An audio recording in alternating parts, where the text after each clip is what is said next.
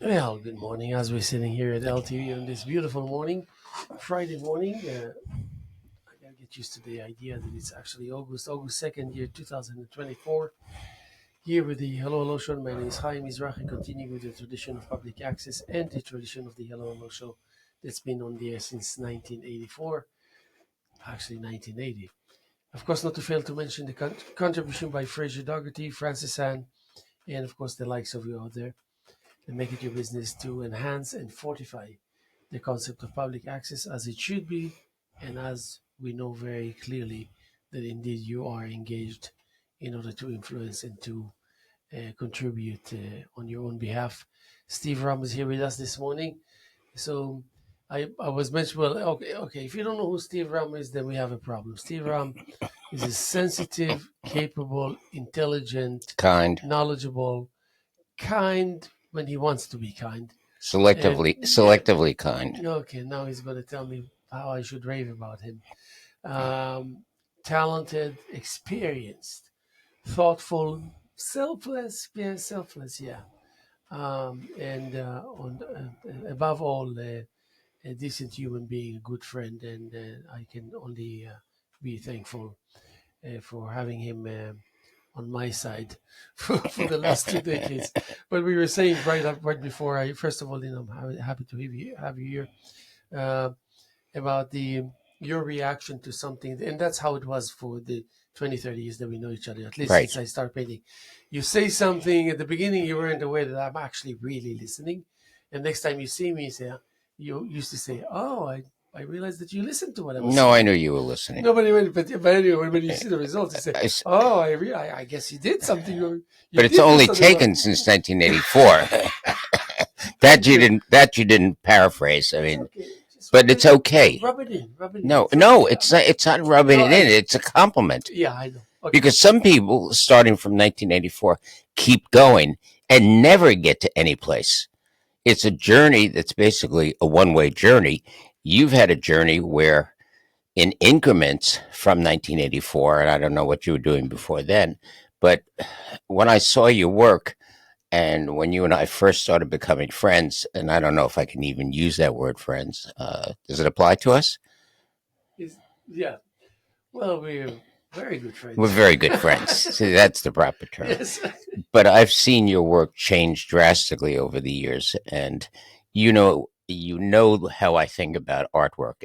It's either in a certain category where it's acceptable to me, and I don't mean to be a snob about it, but artwork has to fit certain criterias that the artist creates, and there are very few that fall into that category. I've seen your work grow over the years and change, and that's what is expected of an artist. If you stay doing the same thing, you're not growing. You're not getting to be a better artist. You're just reproducing the same thing over and over and over again. Just different images, different flowers, different landscapes, whatever it is. You have to grow. And I will say one thing, your work has drastically changed. I saw some of your work recently. I really like it. Coming from me, you know how hard that is to get out. Yes. It's like I almost gets caught in my throat. Uh, I'll kiss your feet once we're done with the show. Is that okay? Can That's you wait fine. until then? Yeah. But I really, really like it. But I know that it to, to us is noticing. To you, it's second nature.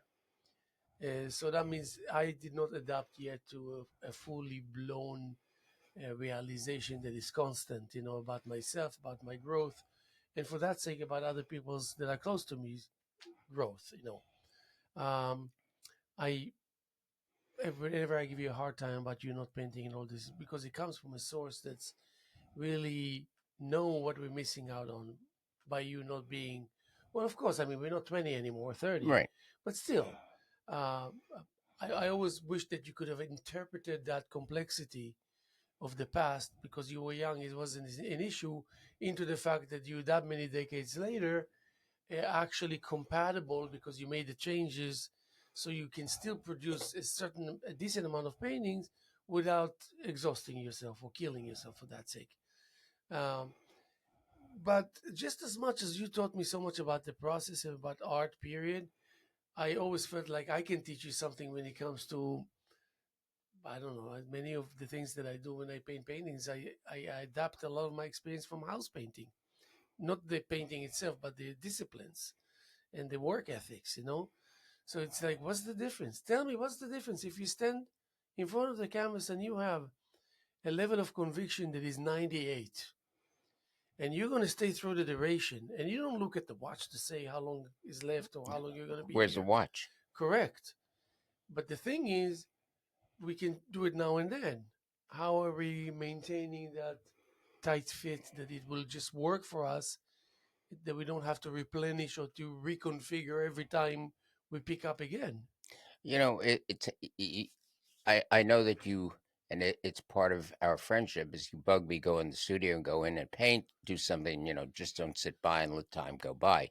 Well, I'm painting, and the sense of going back into the studio and painting, in the sense of looking at something after I painted, there's something about that nothing else replaces in your life. That sense of, you do something, as you know, when you're in the studio, when you're working, time is irrelevant. It could be 2 hours, it could be 20 hours, it could be 5 hours. It's irrelevant. As you said, we're not looking at a watch. And there is that tranquility, there's that sense of peace. There's that sense of something creative from the back of your mind, that you're almost from a subconscious part of your mind that just knows where to put a line or a brush stroke. And you're not sitting. It's not like architecture where each brick has to be in a certain place or the building falls down.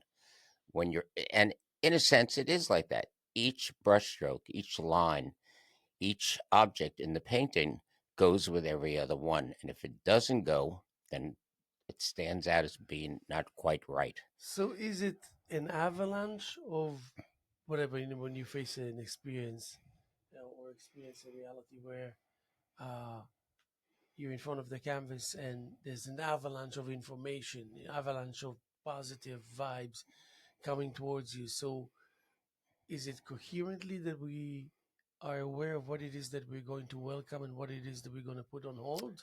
I don't think If you know what so. I mean, because there's sometimes there's a lot of goodness coming and we cannot digest all of it all at I never once. know how I have, let me rephrase that. 99% of the time when I go to paint, I know what the painting looks like finished.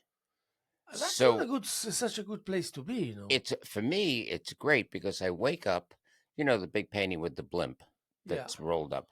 I woke up in the middle of the night, I drew the blimp, I went to the studio next day, I painted the blimp, and here's this huge canvas with a blimp on it. And I'm thinking, okay, now you've done that. That's And from let your me guess, the dream. title of the painting is Blimp. It's like, okay, what do you do now? You've got this gigantic white canvas, and it just, it was there. It was inside my head, and it's like I wish I'd photographed it because it was like a puzzle. Paint the top left corner, bottom left corner, over towards the right, up a little bit. And by the time I got to the right side, everything coalesced and everything was absolutely in the right place. And it's interesting. I noticed that when you want to describe, your hands are not going this way, they're going this way. Like a Well, martial artist. it's I'm going to show this. it's that is the feeling. I mean, I was just relating to somebody putting up a building with a brick. In essence, we're doing that. Every line you put into your painting is a brick. But Every part of it is we're part not of the structure. but we're not anal about it. We're not That's anal about it about it. because And we so can. that's where most artists honestly that's honestly engaged and involved fail. They fail there. That that that that they miss out on the fact that there is a way to not take yourself so seriously, but still Yeah. behave in a serious fashion and responsible. If you But don't you screw up, feel? if you Don't you screw up, you screw you up. screw Paint up? over it. Yeah, paint over it or use it as a point It's, of you reference. don't go crying out of the room and say, "Oh my God, I don't know what to do." Don't you I'm feel? lost. Don't you feel sometimes that you wanna, you look at the canvas and the canvas is blank, it's white, and you just want to do something to teach it a lesson once and for all. Haim, That you sense. know the landscape. I've explained to you the big But you landscape know, in my but I living want to room. go more to abstract because in a way, your landscape, the one that you were just talking about, the people unfortunately don't know what it is an abstract. It's the because I you brought it to such a level of preciseness and I a love it. display of patience It's that is a pure, powerful skill. And there's no way that it won't end up being abstract I'll answer you expressionism, very simply. I have no freestyle, idea where the hell that abstract came from. I don't know. The lines, because you kept with it, I because you were focused, because you were. it just flowed, and it flowed in the right direction, and it just came together. I look at it today, and the hardest is, it seems ridiculous, but the hardest part was the line at the bottom. How many times that got changed to go with the rest of the painting. And once I got that right, it was done. The new one that I'm doing is really interesting because it's now at the turning stage where it goes from having filled in 80% of what belongs there, but the other 20%, and I'm only doing half the canvas. The other half of the canvas is a whole other thing. But this half of the canvas has got 20% to go. That 20% either makes it or breaks it. And you have that feeling when you get close to the end. The brushstrokes that you're going to put on or the lines that you're going to put in are either going to make this painting something special or it's just not going to make it. And I don't have the luxury of being able to. The process that I use takes time. And so I don't have the luxury of being able to just go in, whip them out, and just say, that's done. It takes a long, long time to do it. That one But landscape, you also know how to compose and to construct and to execute fairly quickly, yes. and will still not lose the essence of the perception by the viewer that indeed a lot of work was put into it, even if it's only by thought, and then the action will be just a few minutes. But you're known to me at least as one who can stretch it and stretches it sometimes as far as it can go without tearing. Um, but what is it? But it's like almost how the way I feel is that you more successful in teaching others than yourself. You're more successful in making it clear to others than to yourself. And even if it's clear to you, you I think become a little lazy at your old age. Am I like exaggerating here? Um, I would Don't take it the qualify. wrong way. No, I understand. I qualify it. First thing I have to do is complete the painting to my satisfaction. Then the second thing that I can do, which is the Then paint relation. over it and then do the real painting. Well, look, there's a painting hanging in the living room, as you know, that has seven skies underneath it. And every time I'd walk into the studio, I'd go, "You're not going to win. I'm the painter here, not you." And you know the process I use. So it's really hard to get what you want. And each time I got it, it was wrong.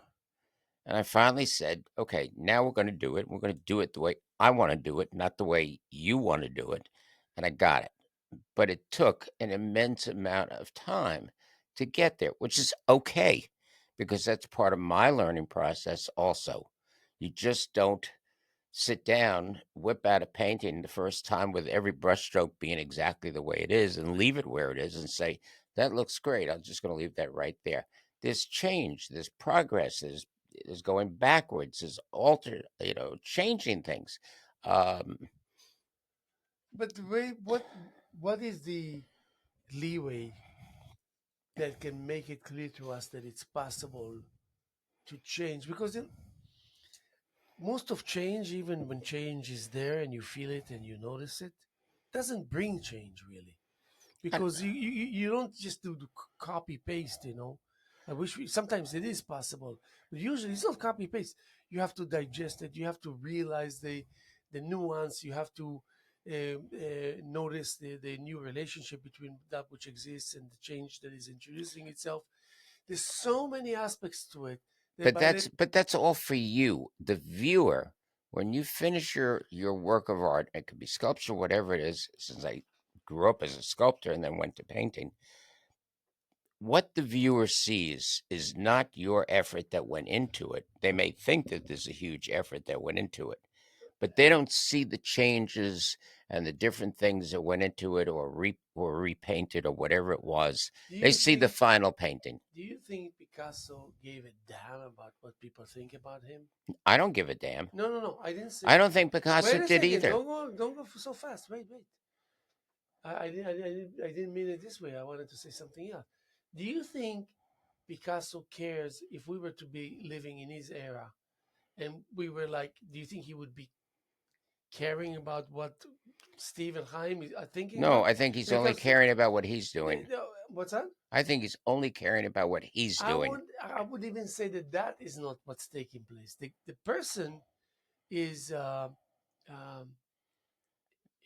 But he was, he has his own intimate reality about. except for one very important thing. Picasso, Braque, and a few other artists started an art movement, Cubism. They changed things from I previous know, but that was styles. brief. That did not take all their time. I mean, when they It went wrote, quickly. when, yes, and also they didn't dwell. So what? So they created it, but then they know they have to do something about it accordingly. That means they cannot just keep their old ways and their own habits. Do you know how tough that was to adapt and to be consistent with this kind of adaptation? What I'm trying to say, the point I'm trying to stress is, do do we need to learn about the skills of making the right choices more than just actual painting? Meaning, okay, this is what it is in front of me, forming this kind of change, this kind of movement. What is it that I'm keeping? What is it that I'm adapting? And what is it that I'm letting go? This is a make it or break it reality to us artists, especially, don't you think? It's to you. It's not. There are two categories here that you're dealing with. There's your sense of your involvement with your creation, and then there's the final sense of the involvement of the people looking at your creation. Do you really care what people think? I mean, you've had people come up to you and say, what does that mean, or why did you do that, or whatever it is. I've had the same thing. I really don't care. It's irrelevant to me. If I'm I mean, But you what do. when to some degree. I mean, That's all it when I takes. put that Even if big it's a little bit, it's a when I big put deal. that big drawing into the show, which was of a really ugly woman, but drawn beautifully. If somebody knew what they were doing, they would look at the drawing and say they didn't see the ugly woman; they saw the The drawing. beautiful of the lines. And I got a lot of compliments from people who knew what they were doing. Other people said she's really ugly. Well, it's sort of like weeding out the Yeah, it's like, what the heck? like, okay, thank you, bye. Yes. And I I always wonder about the nature of that which causes people to ask you questions as an artist. And it's like the critics that have reviewed Kubrick's 2001 said it's a terrible movie. Well, it ends up being one of the top 10 films of all time, yeah, because the people who were reviewing the movie did not understand the movie, yeah, period. They couldn't grasp what was being done, so it went right it by wasn't them. their fault even because it was ahead of its time. It was ahead of its time. So Uh, there's a so good so excuse of why. so don't make an effort. Just say, I don't understand this, and maybe I'll come back to it in a year or Well, maybe two. they wanted to take their time and see. You Maybe know, the next day they will wake up, they will realize a little more. But the point is that, do you remember, for example, if you were to compartmentalize, if you had this habit in the early years of creations and painting, was it important for you to at least know that it's there, even if you know probably you'll never use it again? Is storing that kind of uh, uh, things that you worked so hard on and accomplished and established. And because I sometimes feel like when I work on trying to document what I'm doing, it varies all the way from pathetic to important, you know. And sometimes I just look at myself trying to do that, and I feel like I'm cheating myself clearly in front of myself without any shame, you know. But on the other hand, when you open your eyes and you look right and left, you realize the reality is all about that. I mean, you know, if you want to get places, if you want to, you know, uh, also, you know, with people, the conversations I have lately, I know I'm talking a lot, but anyway, I keep on telling people, do you really think that that which we are talking about now is something that people regarding you, concerning him, will remember any of anything? Do you think that if they're going to write about you or these Thompson Star full front page or dance papers or all the social media and all this, do you think a week from now people will remember anything of it? I don't think so. I'll tell you, it's So why am I interesting, saying it? So I said, you know, but relax, chill, sit back, and you doing nothing and you doing everything is one and the same. the painting that's Did, at did, did you hear what I just said? I and Do you think it's far fetched? I'm gonna put it into that context. The painting that's at Ashwag Hall tonight is from the days that I painted with linen, rabbit skin glue, white lead paint, and oil paints. It's one of the last before I switched over to acrylics. It has a different patina to it. It has a different look to it. It has a different feel to it. It has a different glow to it. And it also has an element in it which is not involved in what I'm doing today. It had a political point of view, politics. And by the way, there's going to be a show, I believe, on CNN about 1968. They're going over 1968. That painting was painted in 1968. That's an anti war painting. So not only was it a painting, it was a painting making a statement, as is this painting. I was making a statement at that time against the war, not about the soldiers, not against the soldiers, because they're dying for a government that's telling them to go to war. So my paintings at that time were not only painted the way I used to paint, they were painted with a motive behind it to communicate something so that somebody looking at it had two reactions. They were either, wow, I really like that. It says something, and it did say something politically, or in a lot of cases, I got, if you don't like it, get your ass out of America type comment. And I got it in writing. And my reaction to that was, wow, I've accomplished something. Yeah, of But, course. Yeah, I we know can't you and say it I know here, it. but you know what my response to those people Yeah, was? yeah. Like, hey, Like I really going to lose sleep about this. Thank you. yeah, It's like driving a nail in your coffin. I felt yeah. great. Uh, just don't bother me. Yeah, the point is to get you upset. And the point is, if you get upset, I've accomplished what I wanted to Or just accomplish to react and whatever, you know. or There's a react. guy like on Facebook, you know, I know him, whatever, and he writes things about Trump and whatever. Yeah, He doesn't, you know, what if he was to write about Kamala Harris or Trump, it would be the same for me. But I don't react, I don't I don't do, react either. but I couldn't not react, and so I wrote back to him. Is that all you got? That's what I wrote him back. And then he came back with a showing his really, really real face, Right. how animal like he is, how is okay. So I kind of achieved my goal. I wanted people to see that this individual that will stop at nothing, just spewing hate, Right. Hate, hatred, hate. Right. just for the sake And of and hatred, doing the and just same because he can do it, he does it. and and I might add, doing exactly the same thing in his way that he's accusing Trump of doing in Yeah, his way. but we're not going politics here. The So only thing I I can agree. say, the only thing I can say is that when I, and that's apropos what you said now, I'm just going to take it to another medium, music, that you make a difference. You make a difference with your actions, tackling evil, deterring the the dark forces from entertaining too many up to no good ideas. You know, our actions, they're really viable. So when I was growing up in Jerusalem and I was surrounded by musicians, this was the era of jazz rock. This was the era of Chick Corea, Return to Forever, Joe Zawinul, all the greats, the new breed of drummers, the new breed of freestyle modernistic saxophone players. All of this, we were introduced to it in the late 70s in Jerusalem.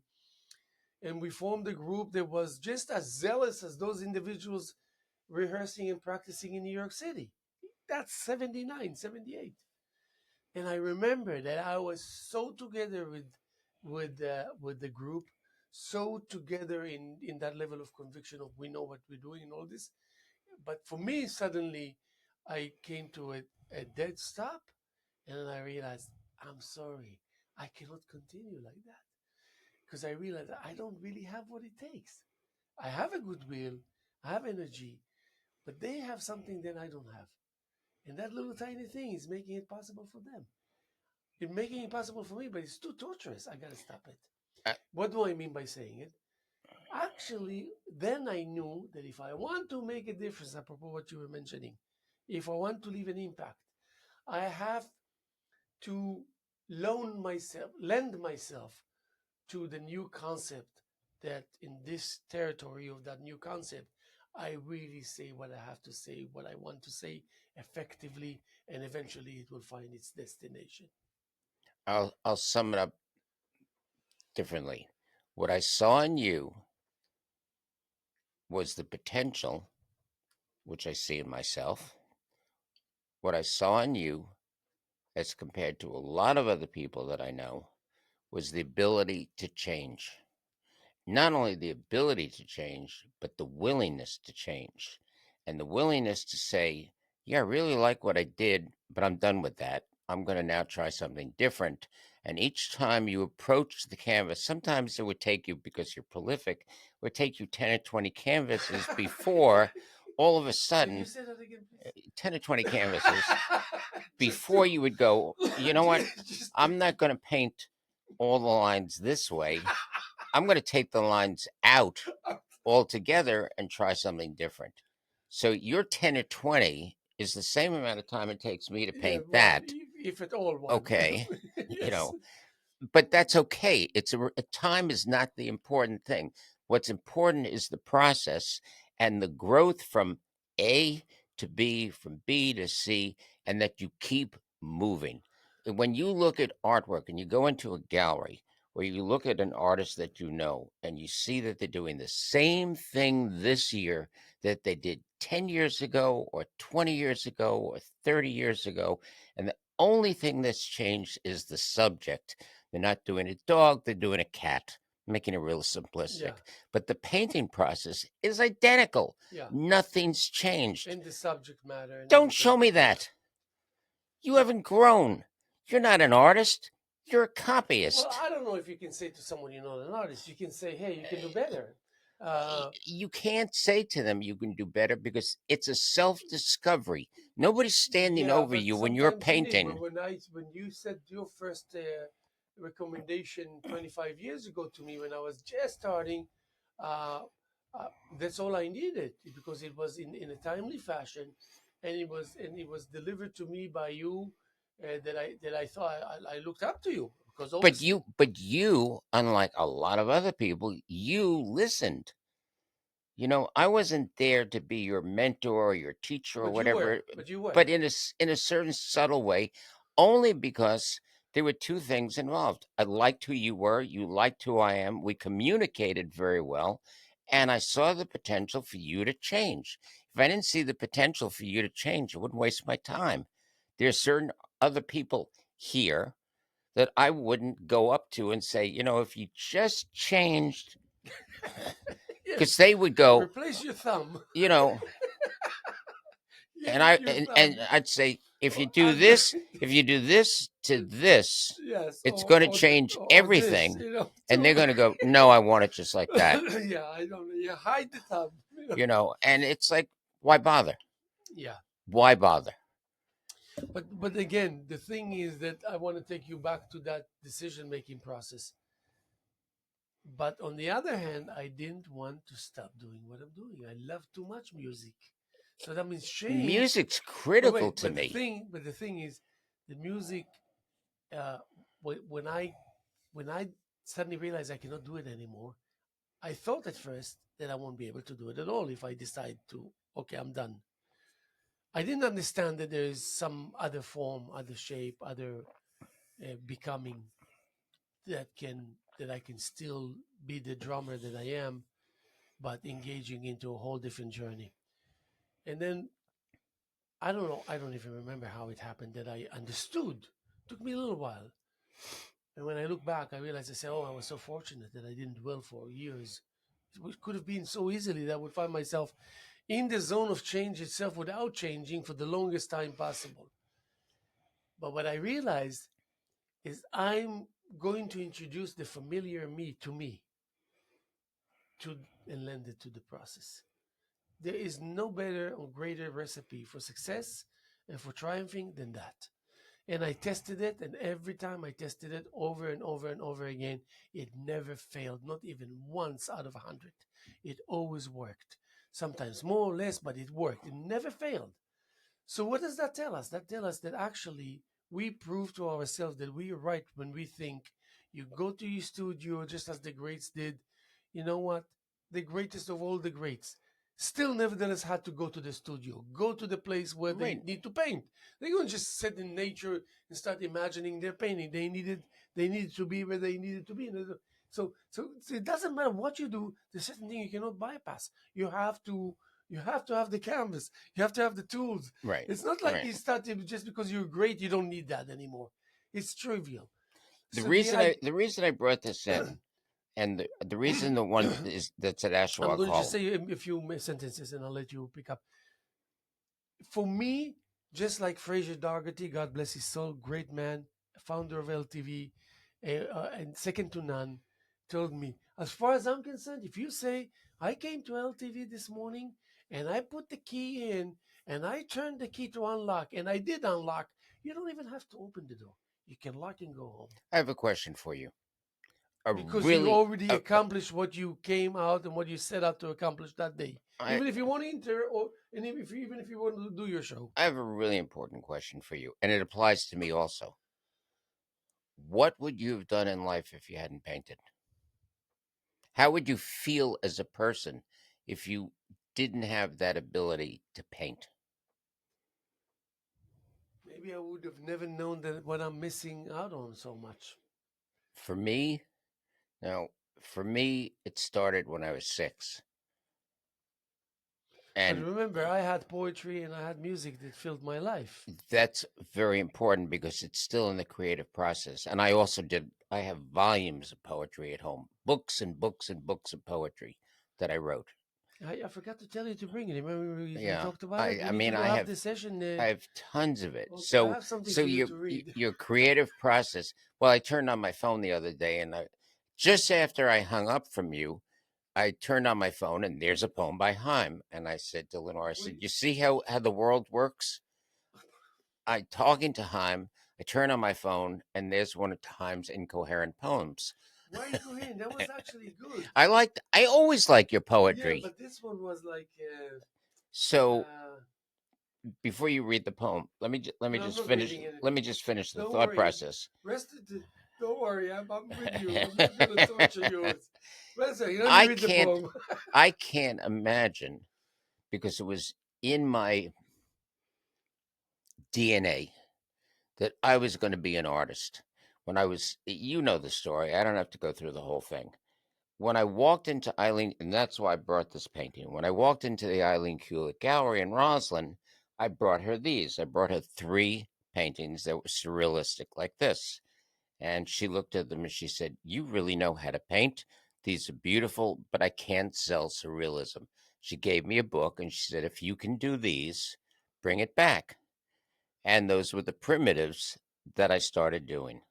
So 2 weeks later, I brought her a painting and brought it back. And a week later, she called me and she said, "I have good news and bad news." I've told you the story Can dozens I of can I finish times. the story?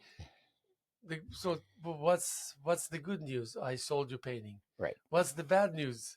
You need to make another one. Right, exactly. And and we had morals. And I said, "I can't do another one." Hey, well, you sure And she can. said, "Move the tree on the right to the Just to add one more flower. right, just move the tree over. They'll Yeah, never yeah, know." yeah. So that was the beginning of not only a really good relationship, it was the beginning of selling everything I painted, which was a great feeling. It was like Arnie and Elizabeth. Arnie would call up on Friday afternoon and say, "You have any more paintings?" Why? Because we sold everything. I have nothing to show.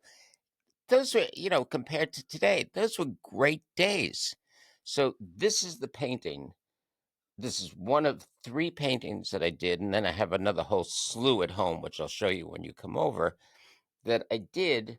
This is still, in its own way, anti-war. If you look at it, and you look at it carefully, there's an American flag in there. There's the apple is very important. It's in all three paintings, Black and apple, huh? this one has a black apple. The other ones have red apples, but there's the American flag, and it has a statement to it. There's a wall. What does the wall mean? You interpret it. I'm not going to interpret it for you. It's like saying, okay, I'm going to put up a painting, and next to the painting, I'm going to write my description of the meaning of the painting. I never write Well, the you could meaning. easily interpret if you needed to, correct? I know Because what it yeah, is, yeah, yeah. But I mean, but it's I want, and I may not be right. I'm often surprised, as I'm sure you are. I'm often surprised when somebody comes by who has some knowledge, and they'll look at the painting and they'll say, I think the moon means something totally different than what I thought it meant. And it's totally acceptable. the They saw moon. something I The didn't moon see. is complementing, complementing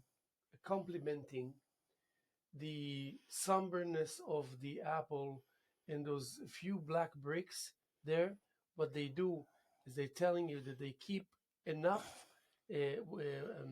open eye to watch carefully of the changes, and it's still nevertheless, because this apple is so precious, they're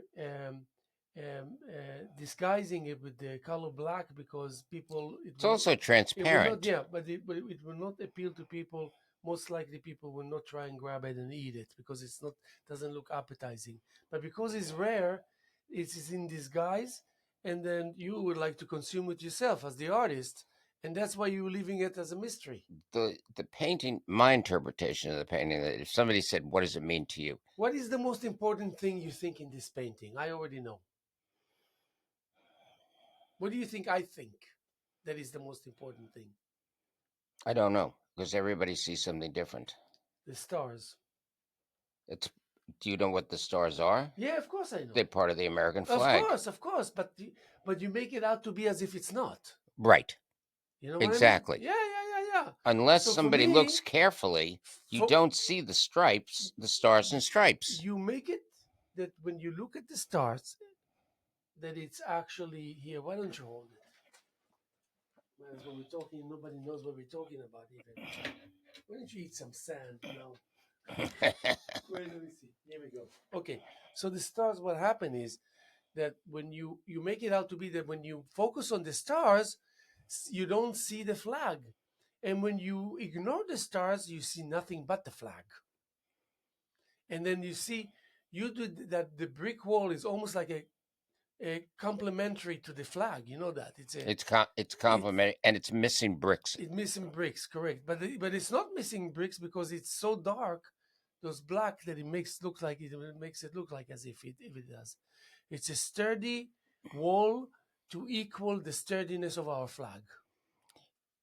And it was also in 68 a barrier towards progress, towards peace, and the wall kept people from both sides Yes, coming but together. also it's also a deterrence from evil to reach us so quickly. So it's like a preemptive measure. And I would say that the missing bricks gave people an opportunity to reach through that wall and possibly touch each other, But that look there at the were. landscape approaching the wall. Who wants to go through these ups and downs? It's an unfriendly It's environment.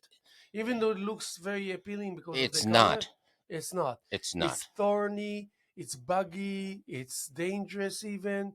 So what you're saying here, if you can get through that and reach the wall, then we can talk. First, you have to reach the wall. And there's hope, because as it gets lighter up at the top and the stars and the stripes become lighter and the moon, which to me gives some sense of hope, The there top is painting blue, it looks like one of my paintings nowadays it because it it conveys both the sadness, the horror at that time of in the 60s, the difficulty of getting anything done, the wall representing the United States, the wall not willing to give, and yet at the same time there's hope. Yeah, and it's like a top view. The top is the top view, so you're actually above. You're almost like near the atmosphere to take a shot like this. Really, you're taking a shot from 65,000 feet, while this is at 20,000 feet. You know what I mean? But that's good. You can take it down. So the thing is that you um, borrowed some kindness from the bottom, from the world, the realistic world, and you came out with a great version of that greenery, the uh, the trees and Or everything. as they would say in But apropos Monty Python, the shrubbery. the shrubbery, The and shrubbery. before this is the poem of Facebook, but I'm not going to read the poem. I don't know if you had the chance to read, to pay attention to the first 6 lines. Uh, Approaching the poem, it said, "Doubt as you wish and feel," because I know you're going to doubt. And I did read it, by the Okay, way. good. Doubt as you wish and feel, though embrace first, as it needs the display of love and appreciation by you. Okay? I have done that. I was set up to do that.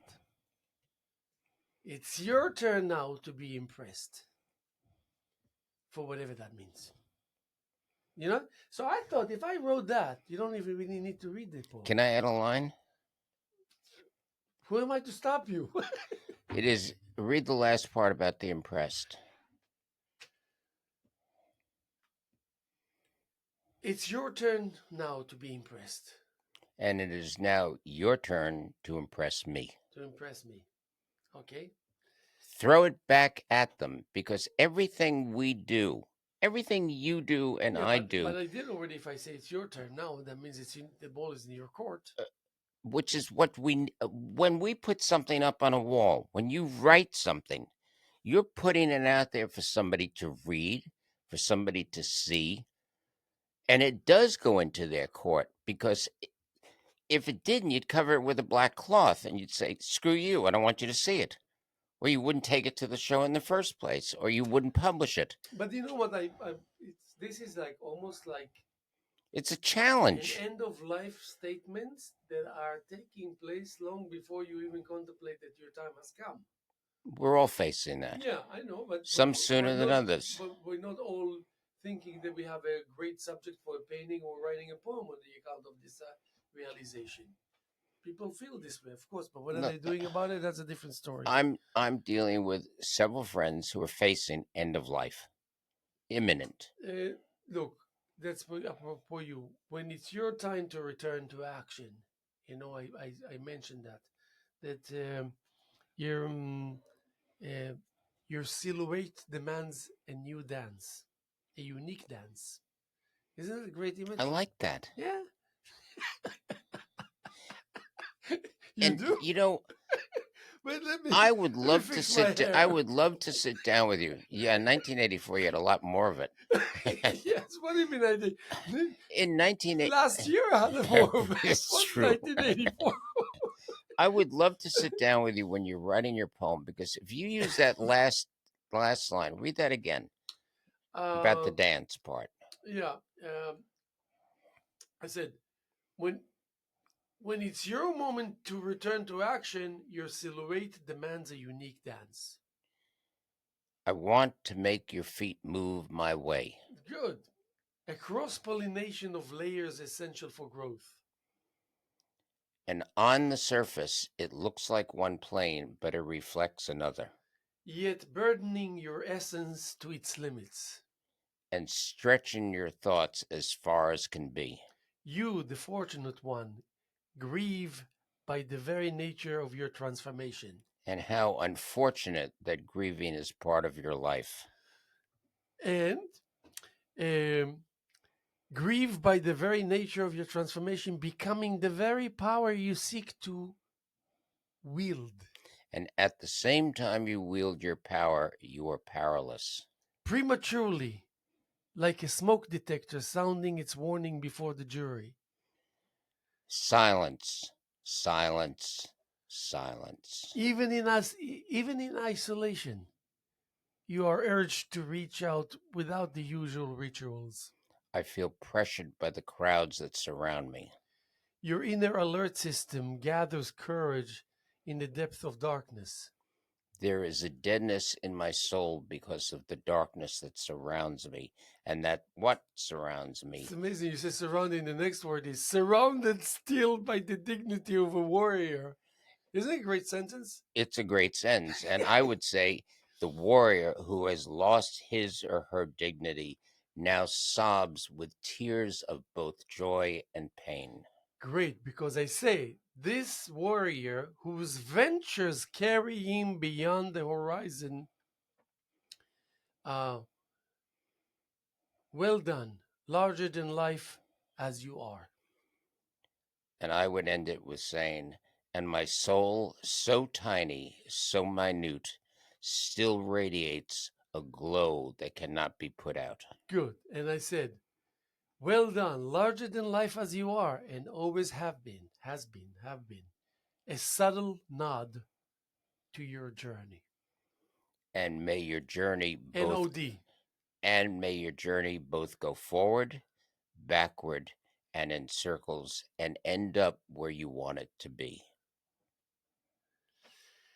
And I'll go to the middle in order to conclude the So it's tutorial because so I'm it, allowing you. Yeah, this is good. So because now I'm giving it to you that I'm going into the middle of the first section in order to end it. And I say, uh, your sorrow now renders you an adornment of trivial woes, WOES, while your elation guides you through the maze of capricious changes.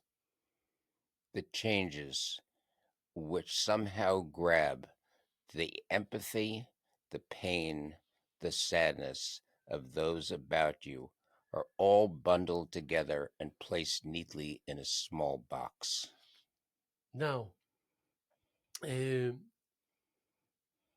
amplifying the velocity of unforeseen emotional eruptions, tethered to incidents beyond the constraints of time or reference. I crave for stagnation. I crave for movement to cease. I crave for the moment to pass and for a new moment to come. Now it's your moment to change. Uh, Occasionally, you unleash long dormant explosions, a blend of satisfaction and terror, yet reaching towards the heavens promises redemption. Within myself is my redemption. Outside of myself is only terror. The force of an explosion sets me back in time, in place, and emotion, and I fear it for all time. Okay, and However, I will not allow it to take place. now I'm going to just put a cap on it, and that's it. So we're finishing by saying that promises of redemption that I mentioned before, even if the timing fails to ensure timely healing. Let's leave it at that. Do we Very write a nice. really good poem together? Yeah, yeah, it was very good. It was very good. You have a long ways to go, but you're good. That's my way of Now, saying I what love I you. need to do, Listen, how am I saying? How am I? I would never do that with someone that I don't believe that is. and how about if I At bring a least, poem in and you oh change it? yeah, oh easy, easy. Are you kidding me? See, but I the, do it even without your but poem. Every but time you that open your mouth, but that simple exercise that just took place to a much greater scale is what you and I do when you're painting. the It's thing what is you and with I you. do. Listen, that it was great, but the thing is that this is one territory that I know as much about as you know about your territory that you preach me about, and with you, if you were to do it once, twice, three, four, 10 times, you will become more personal with your reaction. You've Don't react to what I no, say. no, no. I'm I will all I'm be saying there. is that as a student in high school, and I'm surprised that but and I've said it to several people, many people. I was failing English, barely passing English. To this day, I don't know a noun, a verb, pronoun. It's irrelevant. But when I write things, they're always grammatically correct. They're always spelled properly. And at the same time, I'm taking English and I'm supposed to be diagramming sentence, which is the dumbest thing I've ever seen in my life, and learning what all these things are. I'm taking creative writing, getting an A+. Yeah. And the teacher's saying to me, out of everybody in this class, what you're writing about, I've never seen in my classroom. You're talking about things that people don't talk about in high school because I wasn't in high school. I I was hope you already told going her to welcome to the college, club. Yeah. so, if I bring you a ream of poems that's 6 or 8 inches thick, my background in poetry was immense. My writing short stories was immense. I mean, what it came from was reading because the more I read, the more influences I had from different authors, different thoughts, different passages of where to go, how to do things. Um, could I put together, yeah, Asimov's Foundation, Siddhartha, All Quiet on the Western Siddhartha, I Front. loved it. Oh my God. I It I left reflected I me left so much, this book. I Huh? left teaching. I think on a Thursday afternoon, I was always the first out of the parking lot. That's how dedicated I was to teaching. My car was the first out before anybody else. I sat in the parking lot reading the last 4 pages of Siddhartha, crying in the parking lot. I had to finish it. And if you finish the last 4 pages, unless you're dead, you cry. I mean, it's just an incredibly emotional story. And all of that goes into your database in your brain that makes you write what you're writing. It gives you the ability to write creatively. If you don't read a variety, it's like if you only read um, mystery novels, you're never going to be a great writer. You're going down one road. How much time do we have left? We have time. Don't worry. There was a time that I went to an organization in New York called Landmark. Landmark's an organization that takes people who basically don't know how to lead their lives, puts them into classes, charges them a very large amount of money, and will say to you, you're a member of Landmark, sign up for the next course, and I'll teach you how to do accounting. Okay, now that's maybe $700 to teach you how to do accounting. And accounting is very simple. And I was with somebody and I said, look, it's very simple. Let me explain it to you. And I'm going to save you $700. How much money do you make? Column A. Everything you make. I want to know how much you make, how much money comes in, everything that comes in. We had total. Column B. What's everything that it costs you? I want to know your rent, your food, your insurance, every single thing that you spend your money, every penny that you spend your money on in column B. Give me a total. Now take a look at the two numbers. Column A is, and just for argument's sake, is $2,500. Column B is $3,500. You've got a problem. Yes. Yeah. Okay. I said, that's the course that you are about to take. And they won't do it as succinctly and neatly as I just gave it to you. So now the question arises, what are you going to do about it? Well, my daddy gives me money. I said, well, isn't that convenient? And what happens if your daddy drops dead tomorrow and you're in this expensive apartment and you have a lease and you have expenses and you have an office, et cetera, et cetera? What are you going to do? There was no answer. Mm. I said, what you do is you pick up, you don't renew the lease, and you find a way to cut this number back or to make this number grow so that the column A exceeds column B. I said, that's the whole course. They can't teach you anything else. Mm-hmm. So we went into this room. It was really interesting. There's a huge conference table. The head of the group is sitting at that end in the head chair. I'm sitting at the other end of the table in the other head chair. All the people, this is everybody that's new, is all sitting around the head person. And this scenario arises, and I'll put it to you. What happens if you're on a train and it keeps going? It's like Snowpiercer on TV. You're on a train, and it keeps going, and it never stops. What do? Everybody had an answer. The woman who worked in a hairdresser wanted to have her own hairdressing business. She would be very happy with that. Everybody had an answer. Um, they came to me and they said, "And what would you do?" I said, "Kill myself." And you would have thought that I had just literally offended their entire family lineage and put them all in a position of absolute shame, disgrace, etc. They said, "How could you kill yourself?" I said, "Why would you want to live when there's no future? Nothing's changing. You can't get off.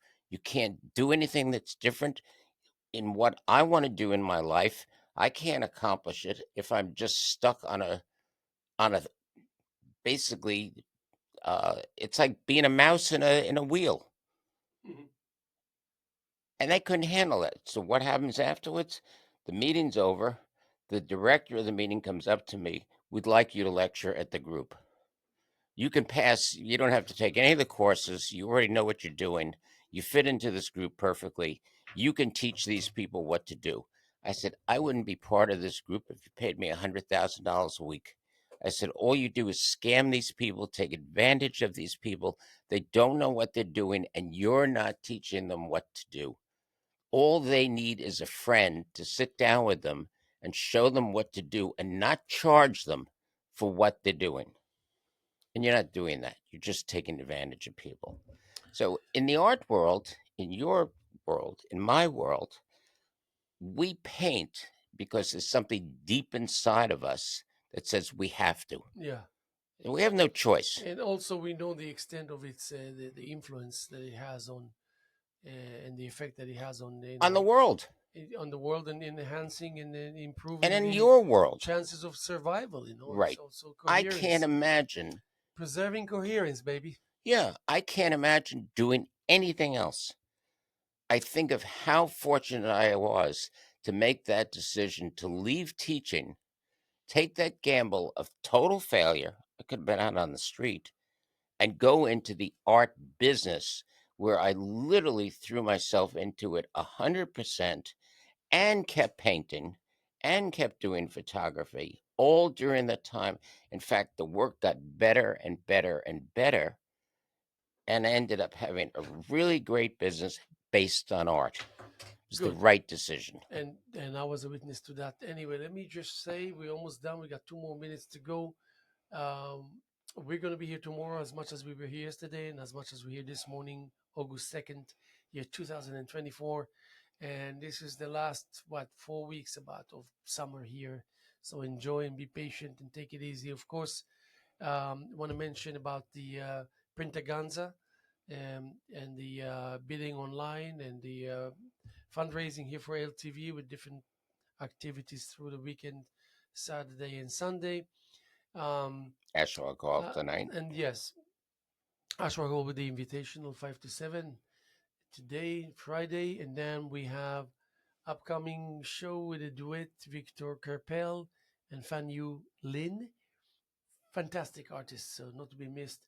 And that's going to be up by this coming Wednesday, the 8th, I think. And it's going to be through September 9th with an opening reception Saturday, August 17th from 4 to 7. And that's going to be formidable, not to be missed. Really a great show. And coming up through December, I got 4 artists that I'm going to discuss with you and give you the information about how we're proceeding for the month as we approach the fall season. And keep up the good spirits. Thank you to my guest, um, Steve Romm. I appreciate your presence here. I Thank you don't, to my host, Haim Mizrahi. yeah, and again, want to iterate my appreciation and thanks and gratitude for the friendship and so much more. God bless.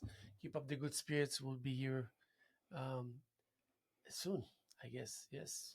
Thank you.